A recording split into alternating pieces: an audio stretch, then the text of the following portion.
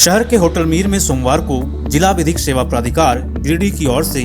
Corona महामारी में अनाथ हुए बच्चों के लिए संचालित प्रोजेक्ट शिशु और फोस्टर केयर एंड स्पॉन्सरशिप योजना को लेकर जिला स्तरीय कार्यशाला का आयोजन किया गया। कार्यशाला में मुख्य रूप से प्राधिकार के सचिव संदीप बर्तम, जागो फाउंडेशन के वैद्यनाथ समेत वनवासी विकास आश्रम के सुरेश शक्ति, प्रेरणा केंद्र के अरुण शर्मा और बाल कल्याण समिति की श्यामा प्रसाद उपस्थित हुई। मौके पर जानकारी देते हुए विधिक सेवा प्राधिकार के सचिव संदीप बर्तम ने कहा कि कोरोना महामारी में अनाथ हुए बच्चों के देखभाल के लिए सरकार ने प्रोजेक्ट शिशु को लॉन्च किया है, जिसके तहत प्रोजेक्ट में 36 बच्चों को चिन्हित कर जोड़ा गया है। स्थानीय प्रशासन के सहयोग से फोस्टर केयर और पीएम केयर्स फंड की ओर से इन बच्चों को कई सहायता उपलब्ध कराया जाएगा। साथ ही महामारी से अनाथ हुए बच्चों को शिक्षा भी उपलब्ध कराया जा रहा है, जिसकी पूरी मॉनिटरिंग भी की जा रही है।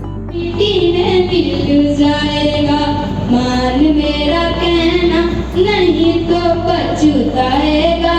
मिट्टी का खिलौना मिट्टी में मिल जाएगा। मात पिता तेरे कुटुंब कबीला विपद पड़े पर कोई ना किसी का, एक दिन हंसाया अकेला उड़ जाएगा, मिट्टी का खिलौना मिट्टी में मिल जाएगा। हमारे गांव में जब 2020 में साइबर प्रोटेक्शन आई, तब से हमारे गांव में बहुत से बच्चे जो नहीं जाते थे आश्रम में, उन लोग इसमें शामिल हुए साइबर प्रोटेक्शन के लिए। और उन लोग ने संगठन किया कि जो बच्चे जाते हैं मैथन में, उन लोग को भी इसमें जोड़ा जाए साइबर प्रोटेक्शन, जिसमें उन लोग बच्चों ने हमको भी आके बोला कि तुम भी इसमें जुड़ जाओ। और इसमें बहुत सी फायदा है और बहुत सी इसमें शिक्षित भी रहना है। तो हमने सोचा कि हम भी सच में जुड़ जाए, लेकिन फिर से वही बात आई कि मेरे पापा ने बोला कि तुम जब इसमें जुड़ोगी तो तुम्हें फिर से पढ़ाई करनी पड़ेगी। उनके बच्चे भी जो मायका पे जाते हैं, उन्होंने यही उनसे जब बात की तो वो यही बोलते हैं कि जब हम पढ़े लिखे तो हैं पर अपने बच्चे को भेज नहीं सकते हैं स्कूल। पूछा गया कि बोल हमारे पास आर्थिक उपार्जन के लिए कुछ नहीं है, बस यही मायका नहीं है, एक उनका यही उपाय जो उनके आर्थिक स्थिति को चला सके, उनके खाने पीने हर खर्चे को चला सके। हम लोगों ने उन्हें बहुत समझाया। फिर ऐसे कई बच्चे जो छोटे छोटे बच्चे, उनका नामांकन हमने सरकारी स्कूल में करवाया और उन्हें छोटे छोटे बच्चे को कुछ दीदी लोग थी बड़ी, उनको बोले ट्यूशन पढ़ाने। तो कभी कभी हम लोग भी जाते थे जब बाल मंच के बैठक में, तो छोटे बच्चे को बुलाकर उन लोगों को आधा से 1 घंटा टाइम देकर कुछ अच्छी चीजें बताते थे और पढ़ाते थे। कहते हैं पंखों से कुछ नहीं होता, हौसलों में उड़ान होती है। हर बच्चे के लिए हौसला होना चाहिए। जो बच्चे कुछ नहीं कर रहे हैं, जो बच्चे मतलब कुछ करना भी चाहते हैं, मैं बहुत ऐसी लड़की से मिली हूँ जो हमारे लायक की थी। मैं 1-2 लड़कियां तुम यही करना चाहती हो, बस मायका इच्छुक है, पढ़ाई लिखाई नहीं। तो उसने बताया कि नहीं, मेरा सपना है, पढ़ूंगी, मैं पढ़ाई करना चाहती हूँ, बहुत कुछ करना चाहती हूँ, मैं कुछ करना चाहती हूँ, कुछ बनना चाहती हूँ। तो मैं हम पूछे कि पढ़ाई क्यों नहीं करती, जाने ही नहीं देते हैं, बोलते नहीं तुम स्कूल जाएगी तो फिर हमारा एक जो होता है मतलब 4 मजदूर जा रहे हैं तो एक हमारा घट जाएगा, फिर हमारा आर्थिक उपार्जन भी घट जाएगा, हमारे पास जो पैसे आते उससे कम पैसे आएंगे, ऐसा हो गया। कोशिश करता रहता हूँ और यह कोशिश करता हूँ कि उनके जो दुख दर्द हैं, उनका दुख दर्द को जिला विधिक सेवा प्राधिकार की ओर से, जागृत फाउंडेशन की ओर से एवं एन फाउंडेशन के माध्यम से उन्हें दूर किया जा सके, समाप्त किया जा सके, जागरूक किया जा सके। मैं आप लोगों को यह कहना चाहता हूं कि भारत में निवास करने वाले प्रत्येक नागरिकों के लिए संविधान में यह प्रावधान है कि उनके अधिकार, उनका रिहैबिलिटेशन के लिए कानून में प्रावधान है। साथ ही साथ केंद्र सरकार और राज्य सरकारों में कई जन कल्याणकारी योजनाएं उनके लिए बनी हैं। उन योजनाओं का लाभ उन तक पहुंच सके और इसके लिए एजेंसी लगातार प्रयासरत है। परंतु मैं आप लोगों की बातों से मैं थोड़ी कंफ्यूजन में आ गया हूं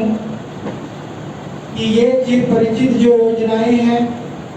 जो न्यायिक प्रक्रिया में जो प्रावधान है, जो कानून में प्रावधान है, जो संविधान में प्रावधान है, अभी भी ये इलाके जो या तो जिले से जुड़े हों या सुदूर हों, या तो वहां तक पहुंच नहीं पाया है या लोग उसके बारे में बिल्कुल अनजान है। ये मैं तमाम बच्चों की बातों से मैं ये समझ पाया हूं कि कहीं न कहीं और वो बच्चे, उनके परिवार की आर्थिक दशा अच्छी नहीं है, वो उन चीजों को सामना नहीं कर पाते हैं जो उनके लिए बने हैं। उनके माता पिता संबंधित या तो साक्षर नहीं है या आर्थिक स्थिति कमजोर होने के कारण उन्हें अनदेखा कर देते हैं, जो दोनों चीज हमारे लिए अच्छी नहीं है। मैं इन बच्चों को अपने तरफ से धन्यवाद देता हूं कि उस इलाके में जागो फाउंडेशन और चिल्ड्रन ऑफ इंडिया फाउंडेशन के द्वारा जिला स्तरीय कार्यशाला का आयोजन मीर रेसिडेंसी में किया गया। इस कार्यशाला का जो मुख्य उद्देश्य है वो है कि उस गिरिडीह जिले के तिरसी और गाँव प्रखंड के सुदूरवर्तीय क्षेत्र माइका माइनिंग एरिया है, उस एरिया के जो बच्चे हैं और परिवार के लोग, खासकर जो माइका बेल्ट के परिवार हैं, उनका जो माइका सप्लाई चेन है उसमें इन्वॉल्वमेंट है और उस खासकर उस तरह के कामों में लगे हुए परिवारों को जो उनके लिए सरकार के द्वारा किसी भी तरह का जो नीति है या उस कानून में बनाया नहीं गया है। खासकर अगर देखा जाए तो जब बिहार था तो बिहार माइका अधिनियम करके हुआ करता था, जिसमें इस एरिया के माइका माइनिंग एरिया के लोगों का पुनर्वास या उसको राहत दिया जाता था। लेकिन झारखंड गठन के बाद यहाँ पे झारखंड सरकार के द्वारा इस माइका माइनिंग एरिया के लिए किसी भी तरह का कानूनी प्रावधान नहीं है या किसी तरह का नीति नहीं बनाया गया, जिसके कारण इस एरिया के लोगों का विकास जिस तरह से सतत तरीके से होना चाहिए वो विकास रुक रहा है। और उस एरिया के जो बच्चे हैं, खासकर ढिबरा चुनने के कामों में या परिवार के लोग जो हैं वो ढिबरा चुनने के काम में लगे हुए हैं और सरकार उसको जो है पुनर्वास के लिए ठोस कोई पहल नहीं कर रही, जिसके कारण वो बच्चे समाज के मुख्य धारा से कट रहे हैं, शिक्षा से कट रहे हैं और ढिबरा चुनने के कामों में ज़्यादा उसकी व्यस्तता है और उन बच्चों का भविष्य जो है वो खतरे में आता है। दिनों दिन जो है वो हम अगर देखते हैं इस जिला मुख्यालय से, प्रखंड मुख्यालय से वो बहुत दूर है और वहाँ पे सरकार का कल्याणकारी कार्यक्रम का जो जागरूकता या उस तरह का वहाँ पहुँच बहुत कम है,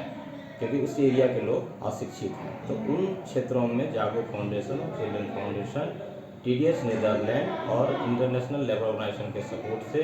25 गाँवों में हम लोग लगातार सामाजिक तौर पे हम वहाँ के बच्चों के, समाज के, परिवार के विकास के लिए लगातार प्रयास कर रहे हैं। लेकिन ये प्रयास हमारा एक शॉर्ट टर्म प्रयास है, बहुत लंबे समय तक हमारा काम वहाँ पे सतत तरीके से नहीं चल पाएगा। लेकिन सरकार इसके लिए किसी भी तरह का अगर कानून या नीति बनाती है तो उस क्षेत्र का जो बच्चे, परिवार, समाज हैं, उनका विकास लगातार हो सकता है।